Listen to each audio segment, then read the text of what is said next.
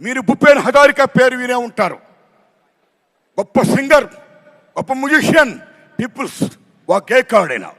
మీరు నమ్మండి మిత్రులలో, ఆయన అక్కడ ఉన్న రాష్ట్ర ప్రభుత్వం ఎంత గౌరవిస్తుందంటే మహాత్మా గాంధీ గారి ఫోటో, అంబేద్కర్ గారి ఫోటో, సీఎం గారి ఫోటోతో పాటు భూపేన్ హజారికా ఫోటో పెడతారు అక్కడ.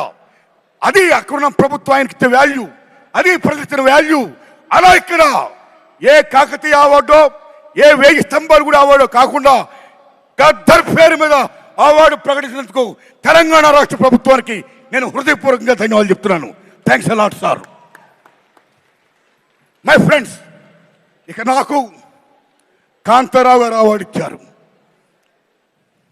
ఉమ్మడి మద్రాసు రాష్ట్రంలో చెన్నై రాజధానిగా ఉన్నప్పుడు కోస్తాంధ్ర రాయలసీమ దగ్గర ఉండడం వల్ల చాలామంది అక్కడున్న కళాకారులు పాఠాపులోకి వచ్చారు. తెలంగాణ దూరం ఉన్న వాళ్ళు అంతగా రాలేదు, కానీ కొద్దిమంది వచ్చారు. అందులో నెంబర్ 1 కాంతారావు గారు, ఓ ప్రభాకర్ రెడ్డి గారు, ఓ త్యాగరాజు గారు. Like that. What is Kantharao గారు? ఎన్టీఆర్ ఏఎన్ఆర్ తర్వాత 3వ హీరో. ఎన్టీఆర్ ఏఎన్ఆర్ డిఎన్టీ అన్న మహానటుడు, తెలంగాణ గడ్డ బిడ్డ తాడేపల్లి లక్ష్మీ కాంతారావు. తెలంగాణ బిడ్డ ఆయన, అంత గొప్పవాడైనా. ఒక జానపద హీరో, ఒక ఎంజీఆర్, తెలుగు ఎంజీఆర్. 1-2 కత్తి కాంతారావు అంటే మామూలు విషయమా? ఓ లక్ష్మణుడు వేసిన, నారదుడు వేసిన, రామారావు గారి తర్వాత అన్ని వేషాలు వేసిన, ఒప్పించి మెప్పించిన మహానటుడు కాంతారావు గారు. అలాంటి కాంతారావు గారు అవార్డు నాకు ఇచ్చి నాకు జన్మ ధన్యం చేశారు రేవంత్ రెడ్డి గారు. Thanks a lot, thanks a lot.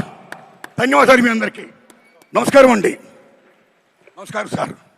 అయ్యా, ఈ దశలో నా విజ్ఞప్తి, చంద్రబాబు నాయుడు గారు మీకు దండం పెడుతున్నాం. చాలా పెద్దవారు మీరు. ఇక్కడ రేవంత్ రెడ్డి గారు దూసుకెళ్ళిపోతున్నాడు.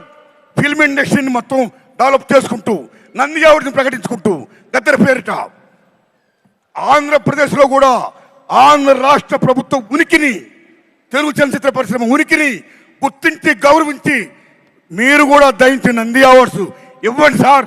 ఇండస్ట్రీని ఎంకరేజ్ చేయండి సార్. మీ దండం పెడతాం సార్. థ్యాంక్స్ అండి.